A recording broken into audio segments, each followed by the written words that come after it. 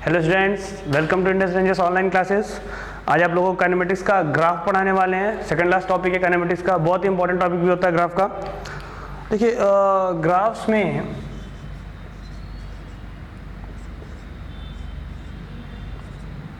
Graphs में हम आपको लगभग यूटी या फिर वीटी कह सकते हो, यूटी कर्व और एसटी कर्व के बारे में हम लोग डिस्कस करेंगे मेनली।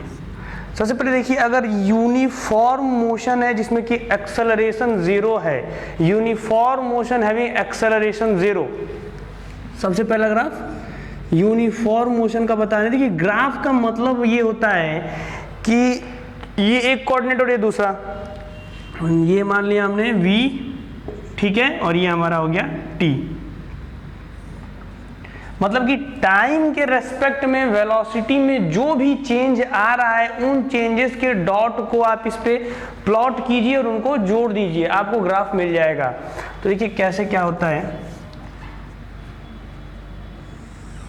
यूनिफॉर्म मोशन में सबसे पहले having acceleration zero, zero acceleration की जब बात करते हैं तो जीरो एक्सेलरेशन की बात करते हैं, जैसे कि a is equal to zero की बात करते हैं, उस कंडीशन में एक्सेलरेशन यानी कि जो वेलोसिटी है वो क्या रहेगा, कांस्टेंट रहेगा।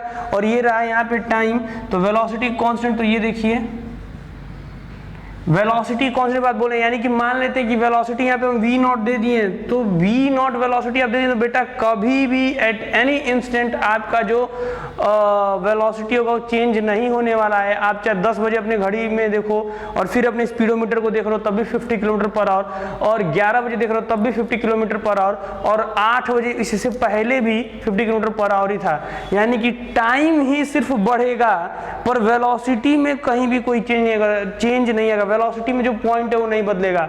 तो वेलोसिटी इस एक्सिस में, इस पॉइंट में कहीं भी कोई चेंज नहीं, टाइम इस एक्सिस में। तो देखिए टाइम बढ़ता जा रहा है, जाहिर सी बात है टाइम को तो आप रोक सकते नहीं है टाइम। और हाँ, एक और इंपॉर्टेंट बात है कि कभी भी ग्राफ बनाना हो तो 2-3 चीजें ध्यान दिया जाता है। जो इनडिपेंडेंट क्वांटिटी होती है, ऐसी क्वांटिटी जो कि दूसरे पे डिपेंड ना करे, कहीं भी ग्राफ बनाने के लिए कम से कम at least you have 2 physical quantity, 2 physical quantity होने चाहिए। तो देखिए इंडिपेंडेंट क्वांटिटी जैसे हो गया आपका टाइम, और ये v क्या हो गया, डिपेंडेंट क्वांटिटी। टाइम इंडिपेंडेंट, ये किसी पर डिपेंड नहीं करता है। आप बाइक चलाओ ना चलाओ, आप मोशन करो ना करो, टाइम ऑलवेज ऑन गोइंग, आगे बढ़ता ही रहेगा।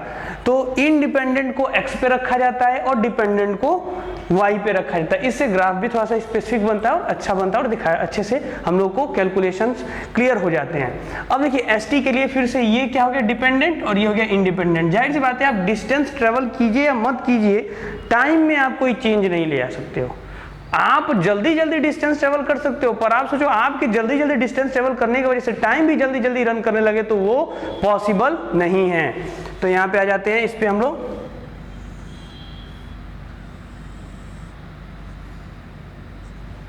ये रहा आपका S, ये रहा आपका T, एसटी कर्व। तो देखिए एसटी कर्व में बात ये है कि सीधी सी बात है, ये हम लोग का एक स्ट्रेट लाइन ऐसे जाता है। जैसे जैसे वेलोसिटी टाइम बढ़ता जाएगा वैसे वैसे डिस्टेंस भी बढ़ता जाएगा। टाइम बढ़ता जाएगा, आप एक ही कांस्टेंट स्पीड से चलो तभी डिस्टेंस भी तो बढ़ेगा। तो ये लीनियर रिलेशनशिप आता है, ठीक है। लीनियर यानी कि हम कैसे बता रहे हैं लीनियर, हमें पता है v इज इक्वल टू, देखिए क्या होगा, v is equal to u plus at होता है। एक्सेलरेशन तो जीरो था तो जाहिर सी बात है यहाँ पे वेलोसिटी बराबर क्या हो जाएगा, u। अब यहाँ पे देखिए s is equal to ut plus half at square, तो जाहिर सी बात है एक्सेलरेशन जीरो, तो ये भी टर्म पूरा क्या हो जाएगा, जीरो। तो यहाँ पे s बराबर क्या हो जाएगा, s बराबर ut। और कभी भी लीनियर पावर का ग्राफ एक इस तरीके से स्ट्रेट लाइन ही जाता है। तो ये हमारा 2 ग्राफ हमने अभी समझाया। अभी इसके बाद और भी ग्राफ है, इसे नोट करते हैं। देखिए अब जो नेक्स्ट है यूनिफॉर्म मोशन का ही ग्राफ बता रहे हैं, लेकिन इस बार एक्सेलरेशन जीरो नहीं होगा। देखिए ये सब बेसिक ग्राफ, 6 बेसिक ग्राफ लोग बताएंगे, 6 से लेके 5, और इन बेसिक ग्राफ में एक एक बातें आपको क्लियर करते चल रहे हैं। इन सबको अपने दिमाग में सेव रख लीजिएगा। फिर कितना भी टिपिकल ग्राफ हो वो बेसिक से ही बनता है, कितना भी टिपिकल क्वेश्चन हो वो बेसिक्स फंडामेंटल नॉलेज से ही सॉल्व होते हैं। तो अब यहाँ पे आते हैं, जैसे कि हमारा u इक्वल्स टू 0 है, u तो हमारा 0 है but a not equal to 0, तो वेलोसिटी देखते हैं क्या हो जाएगा, u प्लस 0 है 80, देखिए 80 आ गया, फिर से क्या लीनियर हो गया, पहले यहाँ पे जो लीनियर आया था, तो लीनियर ग्राफ बोले तो कैसा हो जाएगा, ये देखिए हमारा लीनियर ग्राफ हो गया ये VT कर्व, ठीक है। अब इसके बाद देखिए क्या हो गया, v = u + 80। अब यहाँ पे देखिए s के लिए ut, ये वाला सेक्शन 0 होने वाला है, प्लस हाफ AT²। देखिए क्वाड्रेटिक पावर में 2 हो तो फिर ग्राफ कैसे जाता है आप लोग जानते हैं, क्वाड्रेटिक ग्राफ आप लोग को बताया गया है, कभी भी क्वाड्रेटिक ग्राफ इस तरीके से जाएगा, ठीक है। ये कर्व होता है क्वाड्रेटिक का। AT² का भी देखिएगा, पावर में अगर 2 होगा तो इस तरीके से जाएगा, और ओरिजिन से होते हुए ये कर्व जा रहा है, ये बताया गया है, ठीक है।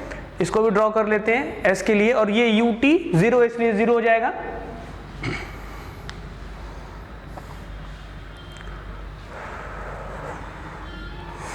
अब देखिए, अब इसके बाद अगर बोला जाए कि ऐसा ग्राफ यूनिफॉर्म का जिसमें कि u ≠ = 0, u 0 के इक्वल नहीं होगा, तो यहाँ पे क्या हो जाएगा, यहाँ पे समथिंग कुछ ऐसा आएगा, लेकिन तब भी सबका पावर देखिए यहाँ पे 1 ही है, तो ये u यानी कि वेलोसिटी 0 नहीं है, पहले से ही इनिशियल वेलोसिटी कुछ है, तो कोई भी नॉन जीरो वेलोसिटी मान लेते हैं यहाँ पे होगा u, यहाँ से इस तरीके से लीनियर कर्व जाएगा, ठीक है। और बाकी ये तो आपका ये 0 हो गया था, ठीक है, कोई बात नहीं। अब ये 0 नहीं होगा, तो अब 0 नहीं होगा तो फिर s = ut + ½ AT² इस तरीके से निकलेगा। इसमें देखिए एक्सपोनेंट में अगर ट्रिपलेट आता तो हम थोड़ा सा ध्यान देते, पर ट्रिपलेट नहीं आ रहा है, तो इसी तरीके से जाएगा, इस कर्व में कोई चेंज नहीं होगा। हाँ, ये कर्व ऐसे जाएगा, नोट कर लेते हैं इसको भी। हाँ, बस थोड़ा सा क्या होगा ना कि इसका स्लोप इस तरीके से नहीं, ये जो इतना कर्व था ये थोड़ा सा इस तरीके से जाएगा ऐसे। हाँ, आप सेम भी बोल सकते हो, ये भी याद रखो, तो बहुत टिपिकल नहीं है ग्राफ में। हम लोग अब तक 4 ग्राफ देखे, ST और ये VT। अब देखिए, अब इसके बाद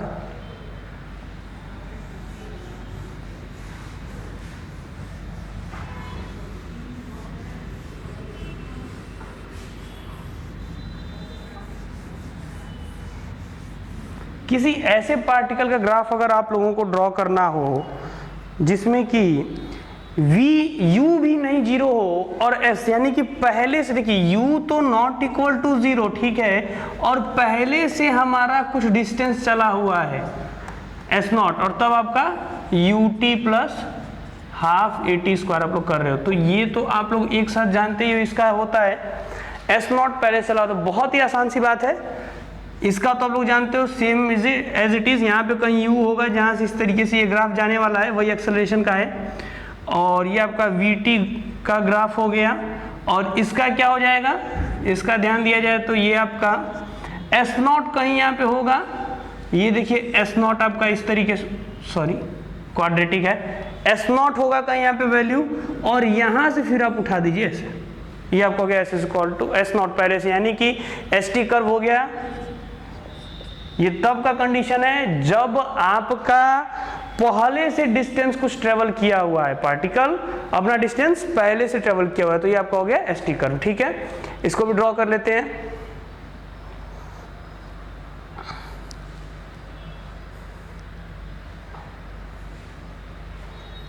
अब देखिए, अब रिटार्डेशन की बात आती है, रिटार्डेटेड मोशन की जब बात है, तो रिटार्डेटेड मोशन में क्या किया जाता है कि A निगेटिव होने वाला है, ये तो आप लोग जानते हो। 2-3 चीजें रिटार्डेटेड मोशन की जब बात बोलते हैं, तो अब उसका भी कर्व आप लोग को बना के बताते हैं, VT और ST, जो कि आपका लास्ट कर्व है।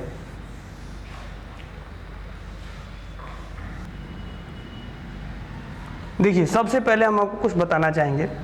रिटार्डेशन के केस में क्या होता है, रिटार्डेशन यानी मंदन की गति, जो आप लोग जानते हो, यानी कि स्पीड का कम होना। स्पीड का कम होना, ये वर्ड हम ऐड कर रहे हैं, वेलोसिटी का कम होना हम ये वर्ड कर रहे हैं, ऐड कर रहे हैं। इसका मतलब कि वेलोसिटी पहले से कुछ है, इट मींस कि मोशन करते वक्त you have some non zero velocity. तो नॉन जीरो वेलोसिटी है तो क्या होगा, कहीं अदर देन जीरो, इस पे कोई पॉजिटिव वैल्यू होगी, वहां से स्टार्ट करना है, ठीक है। अब क्या करना है, मंदन होना, घटेगा, यानी वेलोसिटी टाइम के साथ घटना चाहिए, तो यानी कि इस पे बढ़ता रहे टाइम और वेलोसिटी की वैल्यू डिक्रीज होती रहे, तो ये आपका इस तरीके से आएगा, ठीक है।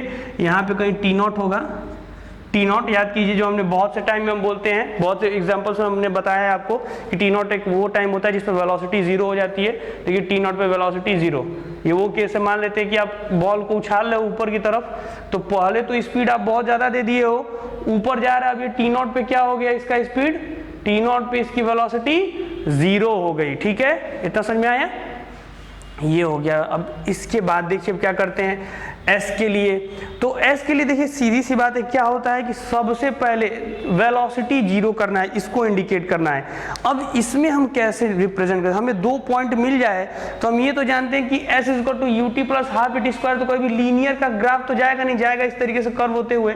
लेकिन हम ये कैसे डिनोट करेंगे कि हमारा जो ये पर्टिकुलर टाइम पे वेलोसिटी जीरो हो जाएगा, ये वाला ही पॉइंट इंपॉर्टेंट है जो कि आपको यहाँ पे डिनोट करना है। तो देखिए सबसे पहले तो हम ये जानेंगे कि ठीक है टाइम जैसे जैसे बढ़ेगा वैसे वैसे डिस्टेंस भी बढ़ेगा और थोड़ा कर्व में बढ़ेगा।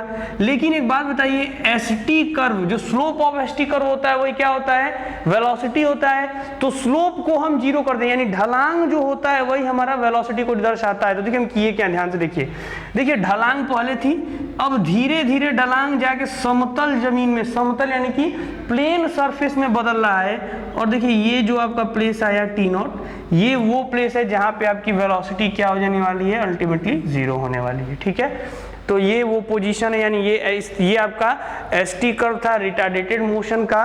बहुत ही अच्छे से बेसिकली तरीके से समझिएगा, हमने कुछ भी नहीं किया है, बस जो रिटार्डेशन में होता है, मंदन की गति में आपका वेलोसिटी लो होता है, तो वेलोसिटी को हमने लो किया। एक ऐसा टाइम भी आएगा जिसपे मेरा वेलोसिटी जीरो होगा, तो उस टाइम को टी नॉट से हमने रिप्रेजेंट किया।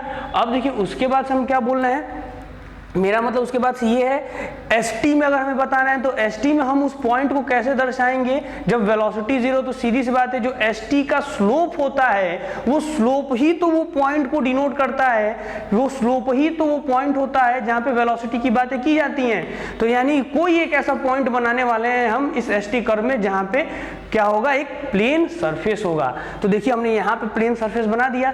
दूसरी चीज ध्यान दीजिएगा कि हमने क्या बोला है, धीरे धीरे तो डिस्टेंस स्लोप इसका क्या हुआ है, ध्यान दीजिए स्लोप इसका धीरे धीरे कैसा हुआ है कि बढ़ता गया है, उसके बाद से स्लोप बदल के एक प्लेन सरफेस में हो गया। ये ध्यान दीजिएगा, स्लोप आपका प्लेन सरफेस में हो गया।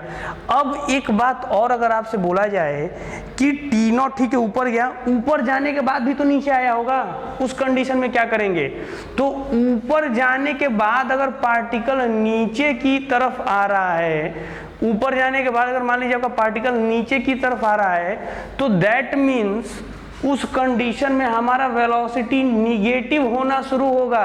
वेलोसिटी निगेटिव की बात बोलें तो हम ये बोल सकते हैं कि स्लोप निगेटिव। देखिए सीधी सी बात है, ग्राफ बहुत आसान होता है, आप चल रहे हैं, समझ लीजिए ग्राफ पे आप चल रहे हैं और अगर आपको ढलांग मिलता है, चढ़ाई मिलती है, तो यानी कि स्लोप पॉजिटिव, वेलोसिटी पॉजिटिव। तो देखिए यहां तक मेरा स्लोप क्या था, पॉजिटिव हुआ।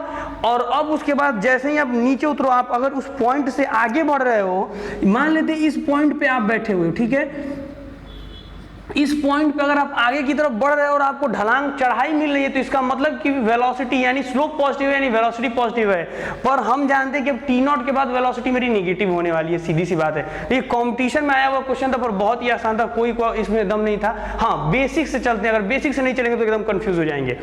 अब उसके बाद हम ये जानते हैं कि यहाँ पे तो वेलोसिटी जीरो, नंबर लाइन पे जाहिर सी बात है जीरो के जब इधर आते हैं यानी निगेटिव साइड में आते हैं, तो ही हमारा क्या होता है, निगेटिव रिप्रेजेंटेशन होता है। तो स्लोप को निगेटिव कैसे करेंगे, तो देखिए सीधी सी बात है, अब यहाँ इस पॉइंट पे खुद को मान लीजिए, अब जब आप यहां से चलते हैं और आपको ढलांग मिलता है, तो उस कंडीशन में आपकी वेलोसिटी नेगेटिव आती है। तो यानी कि अब आपका क्या हो जाएगा, ये आपका इधर से होते हुए यहाँ पे, ये अब t पे डिस्प्लेसमेंट जीरो, यानी कि अब आपका जो बॉल उछाले तो वो धरती पे आ चुका है।